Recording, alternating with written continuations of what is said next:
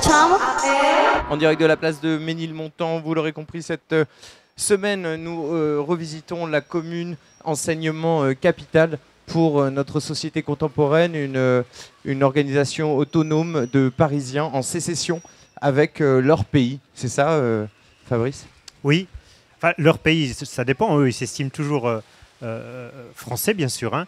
Et justement, peut-être le premier élément fondateur de la commune, c'est un petit peu sauver l'honneur par rapport à le reste de la France qui serait capitulard. Les Parisiens, eux, luttent depuis plusieurs mois contre les Prussiens. Ça a duré combien de temps, la commune?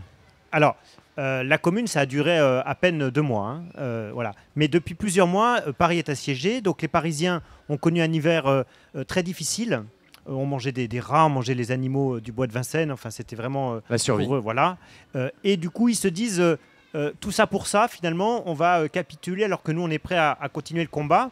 Donc voilà, c'est le premier, finalement, élément qui va fédérer les communards. C'est la volonté de continuer à se battre, de fonder l'honneur.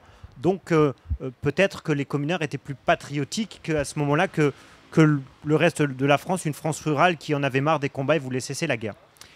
Et puis ensuite, sur le plan politique, alors là, il y a des divergences considérables, puisque, bien sûr, la commune, en réalité, rassemble des éléments très divers. C'est sans doute d'ailleurs ce qui explique son échec. Hein. Marx expliquera plus tard que si la commune a échoué, c'est parce qu'il n'y avait pas d'unité au sein du mouvement des travailleurs, du mouvement ouvrier. C'est ce qui provoquera son échec. Pas de culture politique. Voilà.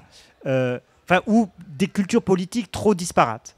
Mais il y a quand même un certain nombre de points communs, là encore, qui fédèrent les communards.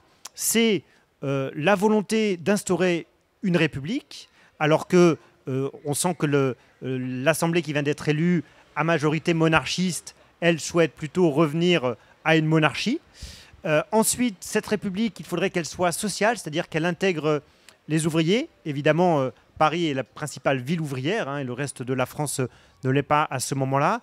Et on a donc quelques réformes symboliques qui vont être adoptées, qui vont rester un petit peu comme le symbole de la commune.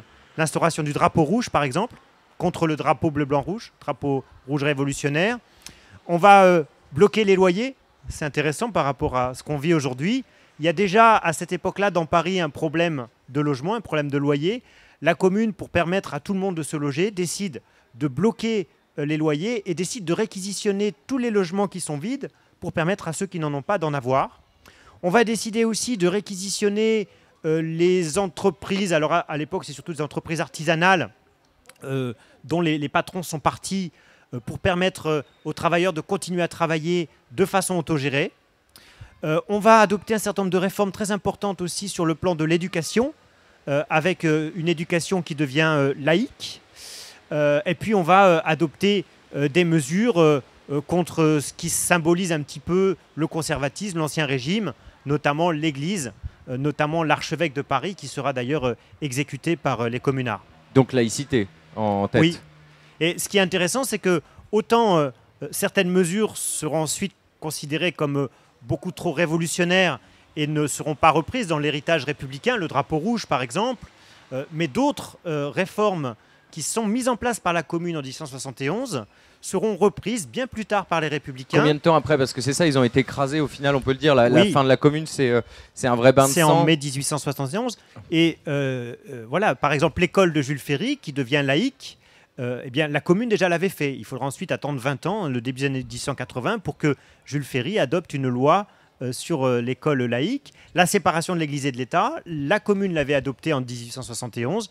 Il faudra ensuite attendre 1905 pour que la République l'adopte. Donc ils ne sont pas morts pour rien, tous non, ces gens. ils ne sont pas morts pour rien, mais on comprend aussi peut-être l'échec de la commune, c'est que la France n'était pas prête.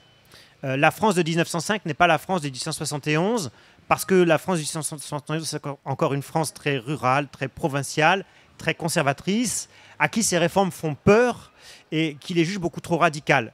20 ans, 30 ans plus tard, les républicains ont fait un gros travail, notamment auprès des campagnes, auprès des paysans, pour leur montrer que la République, non, ce n'est pas le partage des terres, ce n'est pas la collectivisation, c'est le respect de la propriété. La République, c'est aussi le progrès social, c'est la modernité. Et ces paysans qui vont réprimer les communards de 1871, eh bien, plus tard, ils seront pour l'école laïque, ils seront pour la séparation de l'Église et de l'État. Et alors, quel parallèle on peut tisser avec aujourd'hui? Parce qu'on est dans une situation où on peut se dire qu'aussi on est floué par une pression qui est plus étatique mais internationale et qui détruit des choses. Enfin, on peut être totalement contre ce que nous propose le modèle mondial en termes de progrès et à même de se mettre en place pour résister à ça ou même de rentrer en insurrection, enfin de s'insurger contre ce qu'on nous impose. Est-ce qu'aujourd'hui, c'est encore possible ou dans la tête des gens, c'est trop loin? Enfin, comment toi, tu perçois ça en tant qu'historien, si on devait tisser un parallèle entre aujourd'hui et cette époque? Alors, c'est compliqué parce que les contextes sont vraiment très différents. La commune, c'est peut-être un très bon exemple de la volonté de certaines catégories, finalement, de prendre leur destin en main. Voilà. Une assemblée est élue qui ne leur correspond pas, un projet politique est mis en place qui ne leur correspond pas, eh bien finalement, ils décident de faire sécession. Et ça, on peut le faire aujourd'hui? Faire sécession dans un monde mondialisé, c'est plus compliqué que faire sécession à l'échelle d'une nation qui est encore d'ailleurs pas très bien construite à la fin du 19e siècle. Par contre, la commune est intéressante, là encore, sur le précédent que ça crée. C'est-à-dire que cette volonté d'insurrection n'a peut-être pas marché sur le moment, mais elle a enraciné dans les opinions un certain nombre de choses sur la laïcité, sur la séparation de l'Église et de l'État, qui seront reprises plus tard. Ce qui veut dire que peut-être nous, en tant que sécessionnistes, ayant décidé de penser que le système mondial économique s'était crashé, peut-être que nos visions, nos expérimentations, notre expérimentation du réel peut porter ses fruits dans 20 ans? Alors, je crois en réalité que toute révolution, tout acte de résistance, et on le voit d'ailleurs aussi en France sous l'occupation allemande, tout acte de résistance, toute révolution ne marche que si à un moment donné, il y a eu un gros travail culturel au départ pour montrer que le combat était légitime et pour rallier une partie de la population.